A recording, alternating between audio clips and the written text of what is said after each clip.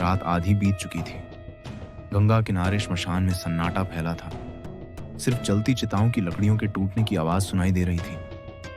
हवा में राख उड़ रही थी और सड़ांत ऐसी कि सांस लेना मुश्किल हो। अचानक कहीं से ढोल नगाड़ों जैसी गूंज सुनाई दी।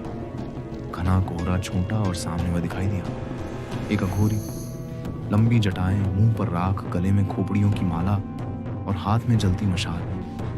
उसकी आंखें ऐसी लाल थीं मानो दो अंगारे जल रहे हों। उसके चारों तरफ इंसानी हड्डियां बिखरी थीं और उनके बीच खून से बने अजीब से चिन्ह। वह खोपड़ी में शराब भरकर पी रहा था और मंत्रोच्चार करते करते अचानक जोर से हंस पड़ा।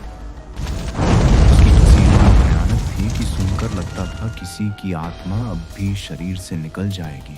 इसी समय 3 दोस्त, अमन, रोहित और विक्रम, जिज्ञासा और दुस्साहस में वहां आ पहुंचे। वे छिपकर सब देख रहे थे। अचानक अघोरी ने रुककर हवा में सूंघा और फिर सीधे उनकी तरफ देखा। उसकी आंखें अंधेरे में चमक रही थी। वह गरज कर बोला, श्मशान की सीमा कोई जीवित पार करे तो उसकी आत्मा अब उसकी नहीं रहती। अचानक चारों ओर से चिताओं की लपटें उठी और राख उनके ऊपर बरसने लगी। रोहित जमीन पर गिर पड़ा। उसकी सांसें तेज हो गईं।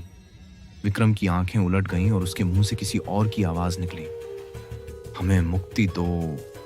अमन कांप गया। अघोरी उनके सामने आकर खोपड़ी से राख निकालकर विक्रम के सिर पर डालता है। वह कहता है, तुम्हारे पापों ने आत्मा को कैद कर दिया है। यह आत्मा अब मुझे सौंप दो। मैं इसे अपने साधन में बदल दूंगा या फिर प्रायश्चित कर इसके लिए मुक्ति मांगो। उसकी आवाज बिजली की तरह गूंजती है। वह अचानक दोनों हाथ उठाकर मंत्र पढ़ता है। उसके पीछे से चिताओं से धुएं के साए उठकर इंसानी कंकाल का रूप ले लेते हैं। वे हड्डियां खड़काते हुए आगे बढ़ते हैं। अमन और रोहित की रूह कांप जाती है। उन्हें लगता है अभी उनकी खाल नोच ली जाएगी, लेकिन तभी अमन चिल्लाता है, हम अपनी गलती मानते हैं। हमने पाप किया था, हमें माफ कर दो। उसकी आंखों से आंसू बहने लगे। अघोरी कुछ पल खामोश खड़ा रहा। फिर उसकी आवाज अचानक बदल गई, श्मशान बदला नहीं लेता, श्मशान मुक्ति देता है। उसने मंत्र बदला और राख को गंगा में फेंक दिया। जैसे ही राख पानी से मिली, चारों ओर एक अजीब शांति फैल गई। कंकाल धुएं में बदलकर गायब हो गए। विक्रम जमीन पर गिरा और होश में आ गया।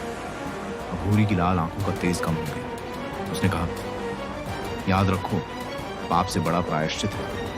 अब अगर दोबारा जीवन को व्यर्थ किया तो यह श्मशान तुम्हें खुद खींच लाएगा। ये कहकर वह धुएं में विलीन हो गया।